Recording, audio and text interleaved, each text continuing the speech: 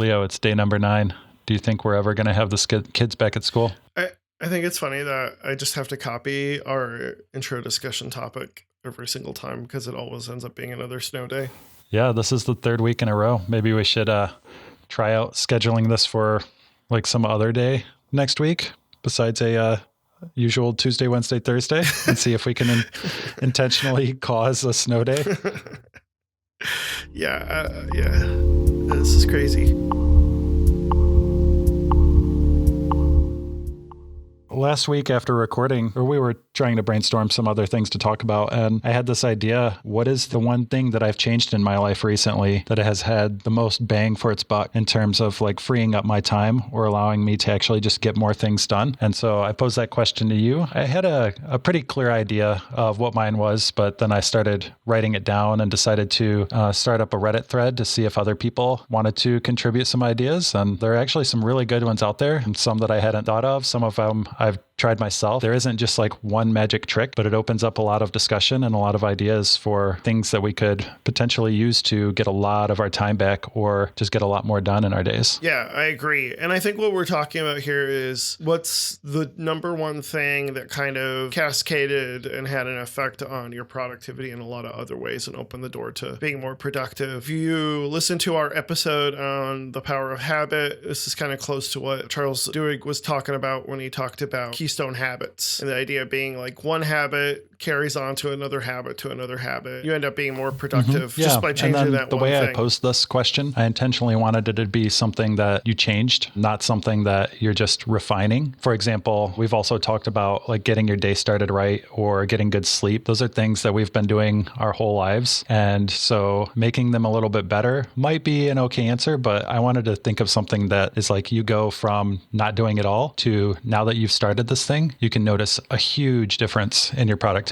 Yeah, I agree. So you want to talk a little bit about the responses we got on that Reddit thread? Yeah. So there are 2 that jump to mind. One of them had to do with commuting, which is not a major issue that we run into since most of the time we work from home. Yeah. Although as part of the discussion, it was pointed out that like even if you work from home, you might have to drive to coffee shops occasionally, or like even going to get groceries and all of the extra driving that you do throughout the week. It's still adding up and can be a pretty significant amount of time. And this is another one of those where it can be highly subjective. If you live in the country and you have long commutes, you have some strategies for grouping up all the things that you need to do. So you'll do one big trip into town, for example, in order to minimize that time. If you live in the city, you might have the option of not driving at all and take some kind of public transportation or Uber or taxis or whatever. And then those free you up from having to pay attention to the road as well. So you can even take a laptop or something with you and actually do work while you're commuting. Yeah. We live in suburbs, and so we don't fit either exactly. Yeah, and Uber and Lyft are quite frankly a little bit overpriced where we live. Yeah, very true. So there's also this group of people who, short of moving into one of those other regions to free up your commute time, not a whole lot that you can do except find ways that you can make those drive times, if not like more productive, just enjoyable or educational for you, like listening to audiobooks or podcasts or something like that. Yeah, and the other option you could do is, if you don't mind sweating a bit, is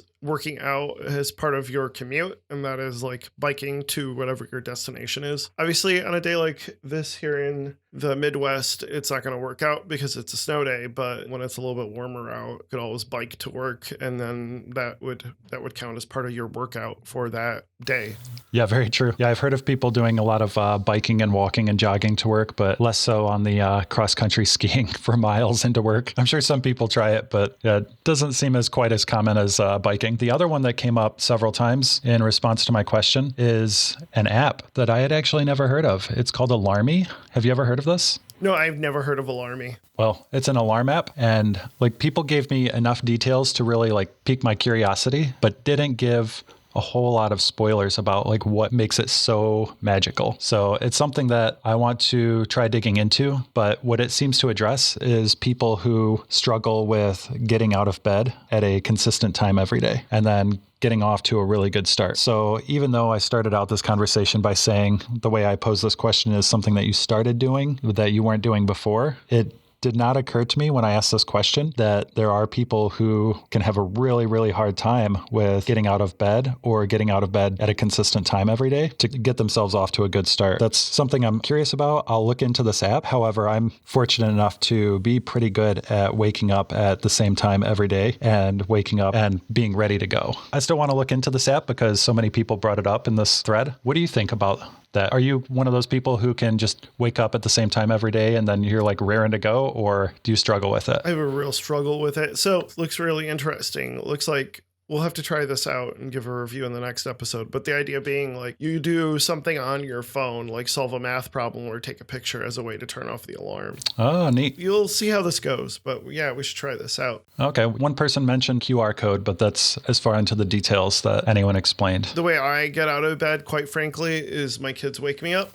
So I don't have an alarm. Previously, I used to use something like in the sleeping episode from 2 years ago, I talked about the Pillow app, which is what I use to track my sleeping. And you can either set it for auto to where it doesn't have an alarm, or you could set it to where there's an alarm. And based on your sleep pattern, it wakes you up within a half an hour time frame, which is really nice because then it doesn't wake you up in the middle of like REM or something like that. It tries to wake you up when you're at your lowest sleeping level, so to speak. That was really nice, and that definitely helped. But as of now, waking up in the morning can be a struggle, especially like if I'm up in the middle of the night for no reason. Then, it cuts into my sleep, so then I end up sleeping in more than I should. Does that make sense? Yeah, it does. And I'm kind of glad that we are both in different spots as far as our sleep and waking habits, so that when we give this a review, that we can have two different perspectives. So yeah, I'll definitely want to try this out and see how it works. Moving on just a little bit, I also wanted to mention that there were a couple of other book recommendations in this thread for our book club book review.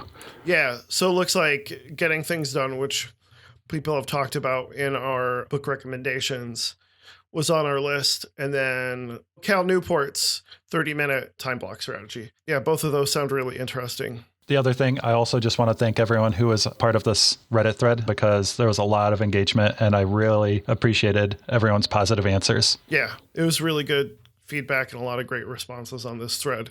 Thanks again.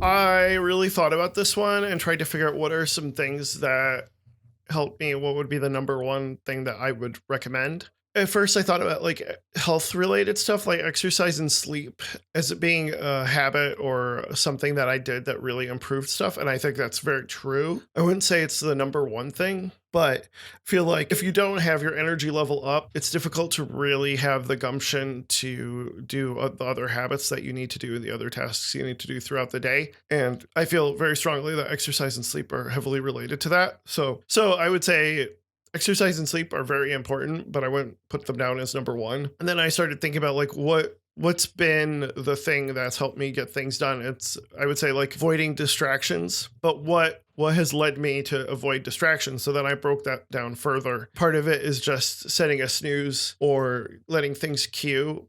But part of it is just using my calendar more and putting things in my calendar. And that's when I thought about just the overall philosophy or idea of writing stuff down as opposed to just keep it in my head has been the number one thing that I think that's helped me with being more productive. There's a few ways this is helpful. One way is collecting my thoughts. So rather than having a to-do list floating around in my head, keeping me nervous and occupied, I think it's super helpful to just write down what you're thinking rather than going into some sort of mental loop. I did this kind of with the year in review, which we talked about a few episodes ago, and just writing down how I feel my year went in 2018 and how I see things moving forward in 2019. Just from an emotional level, I think it's helpful to collect your thoughts and write things down. That doesn't necessarily mean it needs to go to someone, but get it out of your head, put it on a piece of paper, and then be able to look at it and go, oh, interesting. I didn't realize I was thinking that. And writing it down is helpful. Have you ever heard of meditation described as allowing thoughts to come in your head and then you acknowledge them and then you observe them and send them on their way? Yeah.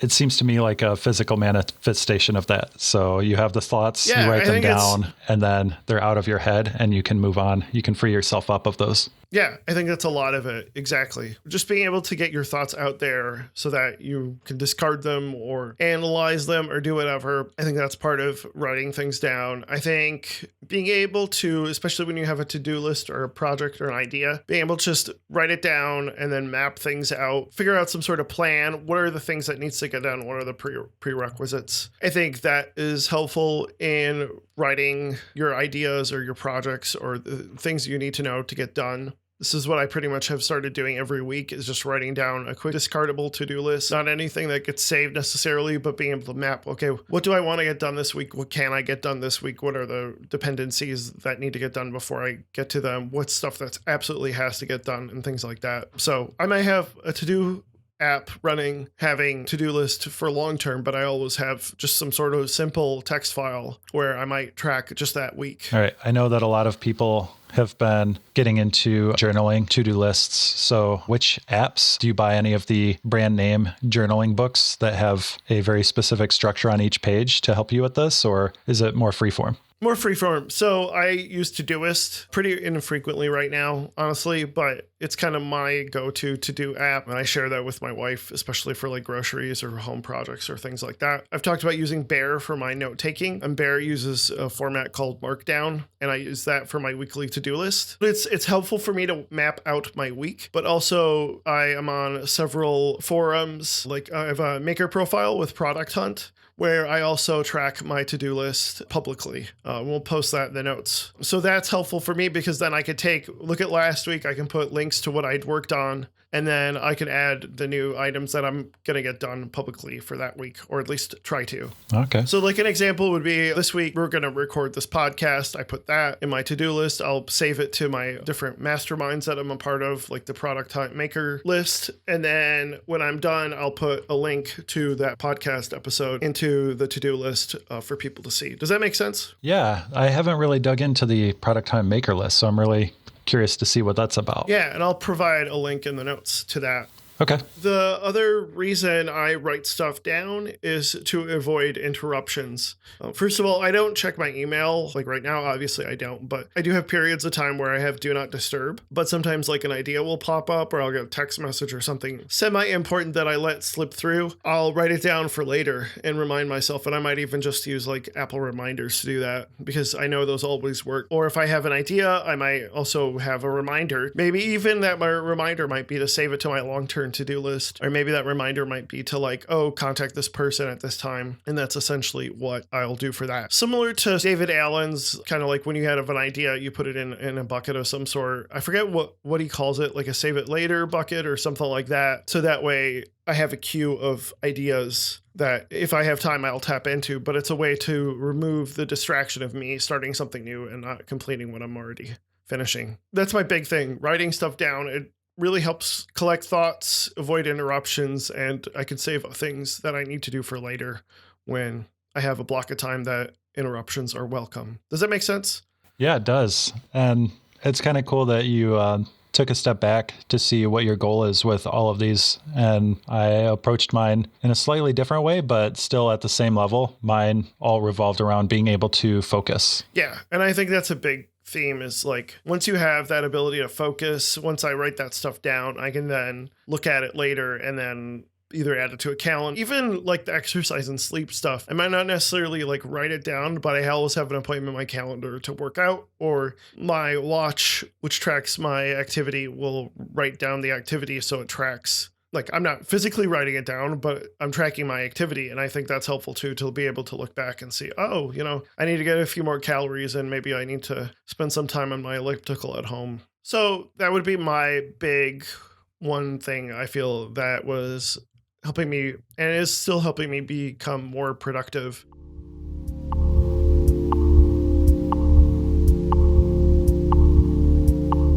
So, Erik, you talked a little bit about having more focus. Could you kind of explain what your one thing is and how it helped you have more focus? Yeah. Initially, when I thought of this, I didn't come up with the idea of enabling me to focus. Reflecting back on the past year, the thing that came to mind first was you had recommended to me upgrading to the iOS 12 beta. Mm-hmm. And mostly that was because of some battery life improvement with my older phone. However, when I installed it, it came with screen time, and I decided to just turn it on and see what would happen. No specific goals in mind. It just was a new feature that was offered and turned on by default. So why not try it out? A week later, I got a report that said that I was spending on average more than 7 hours per day on what the app categorized as social media. Wow. And that included like Facebook, Instagram, Twitter, Snapchat, and then it includes some other ones that not necessarily like what I would call social media, but close enough to make me realize like, holy cow, 7 hours a day is ridiculous. Some of that could be easily accounted for. I stretch or exercise almost every single day. And while I'm doing that, I will have usually Twitter open and visible somewhere so I can read it as I go. So that'll easily account for an hour or more every single day. And then some of it like Snapchat, I use for most of my messaging with friends. So that probably accounted for like half an hour. And then a year ago when I started this, there were also things that I was doing as part of my job that I took a step back and realized like maybe I don't need to be doing this, like queuing up a bunch of articles on social media. I was spending a lot more time on social media, even intentionally, than I really needed to. And so that's what got me to really dig in and look for strategies to get some of that time back. I'd like to say now my average is closer to 4. So that still includes the hour on Twitter while I stretch or do some other exercises. It also includes Slack messaging and Snapchat. And so I can only whittle that 4 hours down so much further. However, freeing up like 3 or 4 hours out of every single day has been huge. I feel like I've been able to just get so much more done and also just be able to enjoy other things. It's like I can look up from my phone and realize that there's this beautiful world out there that I can enjoy. And so I'm going to dig into some of the things that I decided to do to get some of that time back. One of them was I changed my strategy of social media to be mostly write only. So I still hop on Twitter and Instagram to usually just get inspiration. I love board games, and there are really great communities out there on Instagram and Twitter. And some of the images that people put out there are just amazing. For other types of social media, mostly Facebook, I've switched over to mostly write only. I installed a browser extension called Newsfeed Eradicator for Facebook, which wipes out the timeline and effectively makes Facebook write only. So you can share stuff, but by default, you can't see other people's stuff unless you like drill into a specific page or person's timeline. Okay. So that covers Facebook on my laptop. And then on my phone, I just removed Facebook. I still have the Messenger app installed. And so what I did there is I removed badges and notifications on my phone, not just for Facebook Messenger, but also for Slack and email and a lot of other things that very aggressively try to push notifications and get me to stop what I'm doing to address them. I also decided to turn on Do Not Disturb, and it's on a lot so that I'm in control of when my attention is diverted to my phone. Okay. I'm not the best at this yet, but I also switched to checking email, direct messages, Slack, doing code reviews through like GitHub to 2 times per day. Okay. That makes total sense. I don't even go that far. I might have 1 or 2 days a week I'll check my email, and then maybe I'll check it on my phone. Most of the time when I'm checking on the phone, unless it's super important, it's just a matter of cleaning out crap that I don't need to deal with. I'm one of those people who's ideally inbox zero, but that's never going to happen. But I try to aim for it. So I'll try to clean out my inbox on my phone if I check it there. Yeah, I've, for the most part, given up on inbox zero. There's some things where it kind of makes sense that those conversations are between you and someone else. And so there's dependencies between other people and you don't have control over their end. And so there can be conversations just held open forever.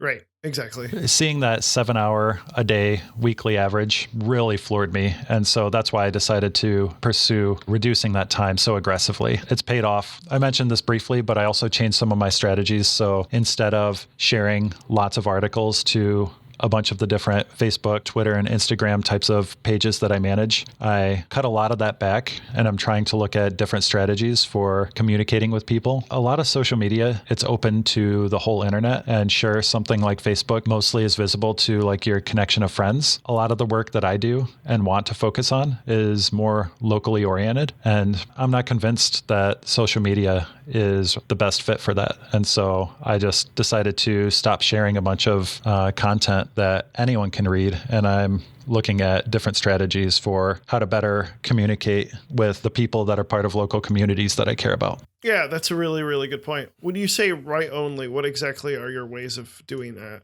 Like I've switched to trying to think of really specific moments that I care a lot about. They're special enough to me that I think that my friends and family would also get a lot of joy out of seeing what I'm doing. Some of it could be sharing a new board game. Some of it can be like my daughter's birthday party, which was over the weekend, and just like being with friends and all of the fun things that I've got going on in life. And so what I tend to do is like whenever there is a moment that is like, wow, I want to cherish this for a little bit longer, I try and snap a picture, and then I use the Instagram app to post that to both Instagram and Facebook, since you can do that like at the same time. And then you can also post to Twitter as well. So you mostly just use Instagram as a way to just post to all your social networks.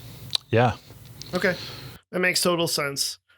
So I try to do a lot more public posting since I'm not so local oriented, and I tend to use Buffer for doing that and kind of adding things to a queue so that at least once a day I post on social media some article or something we're working on and doing it that way. And I use Twitter a lot more for like marketing purposes and sharing interesting articles and whatever work I'm doing. I'm kind of the same way. I've been using Instagram to just post photos and that's it. I very rarely post to Facebook unless it's a question that can only be asked by a bunch of people that I know personally. Yeah, I think another thing that I like with Instagram and Twitter is that the amount of text that you're actually presented with is a lot smaller. And so it's a lot faster to read. Facebook, that can be really long posts, or it can be links to things that you need to drill in. And that just sucks your time away even more, because then you're not just scrolling through an endless feed of posts. You're like clicking on stuff and reading these long articles. And then 3 links deep, you're like, why am I even here? I need to get out of this. Yep, exactly. Yeah, is there anything else you wanted to talk about as far as this? After trying all of that stuff out and seeing the results, it's freed me up a lot. I don't spend all of that time on work because some of that time was freed up like later in the day or early in the morning. It just frees me up to do a little bit more with my daughter, or play a game with my family, or make phone calls with family, which I'm still not the best at, but at least I have the time now to try and do something with that time. Yeah, I think it's really important. So I think like taking that step back is when I realized a lot of the specific things that I did, really what it was doing, it was giving me the ability to focus more on the things that I care about. And the things that I care about are not necessarily reading a bunch of stuff on social media. Those are some really good points. We had mentioned this offline, but I had to get a new iPhone recently. And part of that process was erasing. And I had an iCloud backup, but I still had to set it up as new because they weren't sure if it was a backup issue or an issue with my backup, or whether it was the hardware on my phone. So that gave me a really good opportunity to kind of like start from scratch on the phone and be really picky about what apps I have on there and what notifications and badges and things like that. I haven't set up screen time quite yet, but it's really helped me like be picky about, especially when it comes to social media, what apps I install. And I'm hoping it optimizes my iPhone usage much more for what I can do on it, because I found that just the iPhone is not good, both from an RSI issue, but also as far as being able to use it to create things. I found it not as constructive as using a desktop or laptop computer. So I've removed things like Facebook and Twitter and Reddit. Obviously I can go to the websites, but I've removed the actual apps from my phone. And I'm hoping that helps me be even more productive. And like we've talked about, I've kind of moved away from using the iPhone for a reading device and more to like an actual dedicated Kindle. Yeah, going back to screen time too, just something that can monitor a part of your life that you may be completely oblivious about how much time it is actually taking away from your day is amazing. I recommend anyone who has a phone and uses social media to try something like that out. Yeah, I agree completely. I agree. I think tracking your usage of what apps you're using, especially when it comes to social media, is super helpful in seeing what you're actually doing. So today we focus on what one thing is going to help you be more productive. Folks on Reddit suggested like waking up early and getting things done using an app like Alarmy to help you get up in the morning and get started on your day. A lot of people talked about optimizing your commute by using a ride sharing service so that you can get things done while you're on your commute. We also talked about possibly using your commute as your workout and maybe walking or perhaps taking a bike to work. And then I talked about my one big thing, which is writing stuff down. It's a great way to collect your thoughts. It's a great way to avoid interruptions. If you have a new idea or somebody comes at you and needs your help, you write it down and save it for later. And I talked about keeping track of my weekly to-do list using to just write like a little text file markdown list of things that I am working on for that week. So that way I can just copy it and use it for the week after. And then, Eric, you talked about trying to bring more focus in your life by limiting your social media usage and trying to use it only for like as a write-only outlet. He suggested things like the newsfeed eradicator, and I talked about how I use Buffer to share things on social media. Eric also uses Do Not Disturb, which I do too, to have a lot of time where you're not interrupted with your work, and also to only have certain times of the day for checking email. Eric also talked about using the screen time feature in iOS as a way to track his usage of different apps. Did I cover everything pretty well, Eric? Yeah, really solid summary. Nice work.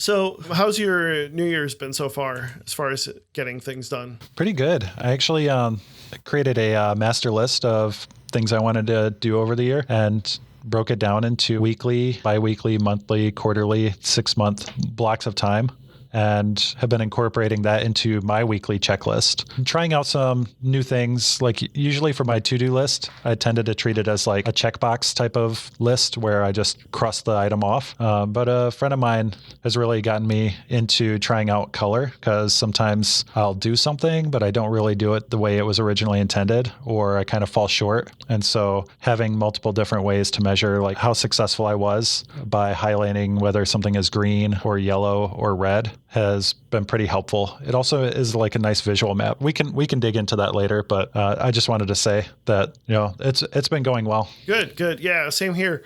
I feel like I'm getting a lot of things done. I'm doing a decent job. We're 4 podcasts into the year and 2 months into the year, and it seems like things are moving along podcast wise. So it's almost like I think my biggest struggle is finding what needs to be cut. I'm hoping by the middle of the year, I'll have a decent idea of what needs to be cut. It's just a matter of what ends up being the most successful and what works out the best. Hopefully I have more focus next year. So we do have some responses as far as our book club review for our next book review for this year. Big leaders in that space seems to be Getting Things Done by David Allen, which I think would be an interesting read.